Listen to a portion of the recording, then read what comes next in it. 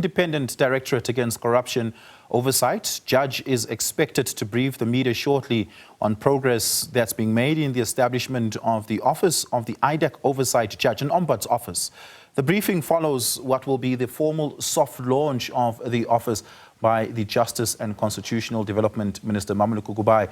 Retired Judge Takalani Joseph Raulinga is expected to outline the office's strategic direction, its oversight role and measures aimed at strengthening accountability, protecting the integrity of the investigating Directorate against corruption. Of course, it's been going through quite a bit in terms of controversy, and boosting public confidence in the organization.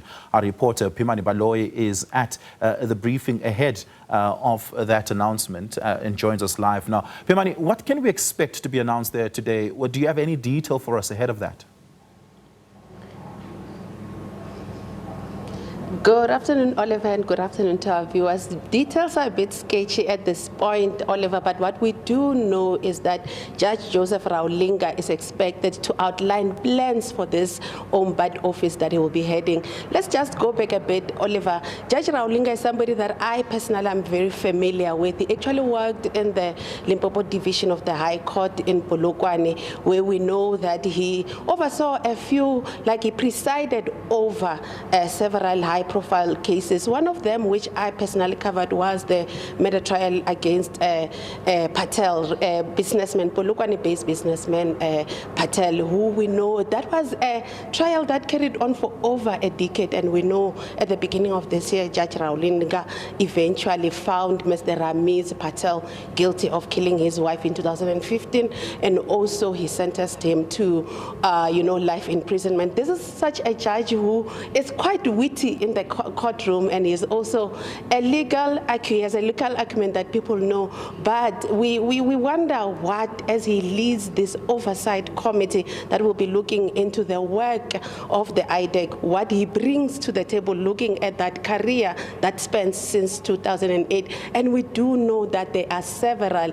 The reason behind the establishment of this Ombuds Oversight Office is because there are several challenges facing IDAC. We know that currently, last week, we saw an IDAC leader appearing before the Madlanga Commission. There was damning allegations brought to him. And the reason behind the formation of this oversight office, Oliver, we know that they're looking at, allegations of overreaching. Some of this overreaching, it was brought in when Mr. Brian Padayaki appeared before the Madlanga Commission. So we're going to find out what is Judge Raulinga and his team going to do with this. What sort of the outline their investigations, what sort of format will they take, who will be brought in, and what can we expect coming out of this? But we do know, Oliver, there's also other allegations that surround the leadership of that IDAC committee. We know last week the head of IDAC, Ms. Andrea Johnson, was expected to appear before the Madlanga Commission, but as you stated earlier, she fell ill just before her appearance, and we were told she was hospitalized. So we're going to find out, is her specific conduct going, as an individual who's leading that unit, going to be form part of these investigations?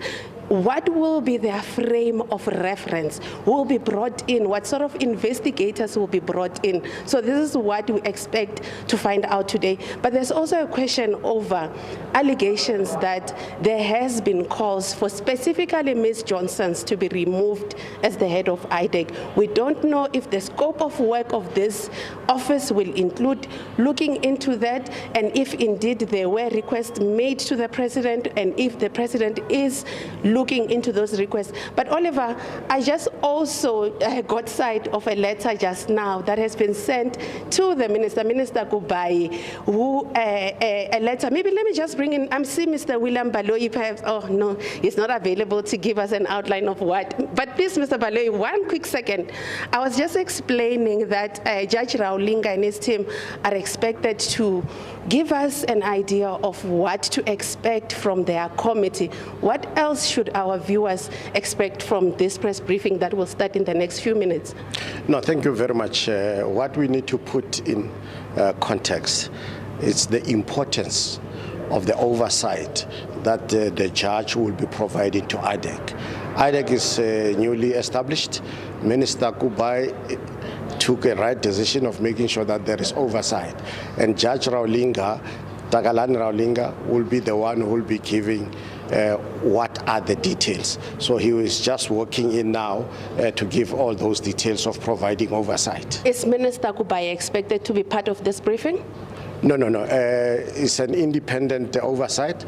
Only Judge Raulinga will be the one who's leading that. If I may ask, I know this is a letter that I've seen sight of. I don't know if you've seen it. It's a letter from Zanele Manyi, who is an MP from MKP party, which has been sent to Minister Kubayi. I understand you not necessarily don't speak for Minister Kubayi, but he's calling for Judge Raulinga to be removed, stating that he is not independent of political influence, stating that he seems to be aligned to the ANC. Have you seen sight of this? Do you have a comment on this as GCIS? We are not going to dignify that letter by any comment. Judge Raulinga is an established jurist, hence he has been given this responsibility. Who else can we expect to address this briefing that is expected to happen soon? It will be only Judge Raulinga in his capacity as the oversight judge for the IDAC. Thank you so much, Mr. Baloyi. That's Mr. William Baloyi Oliver, who actually took a moment to give us further details in terms of what we can expect. As I was stating, Oliver, before Mr. Baloyi came in, there is that letter that was sent to Minister Kubayi by MP Mr. Mzwanele Manyi, requesting that Judge Raulinga be removed as the head of this oversight office, stating that he is not impartial from political influence. So we expect that briefing to start any moment from now. You heard Mr. Baloyi. Judge Raulinga will now be outlining the work that he and those in his team will be doing as they head this oversight office. Oliver? Pimani, thank you so much for that. Really do appreciate it. That briefing is meant to start minutes from now. We'll bring you that briefing live as Judge Takalani Raulinga outlines the Office of the Ombuds's focus. And of course, this is following that soft launch by Minister Mmamoloko Kubayi.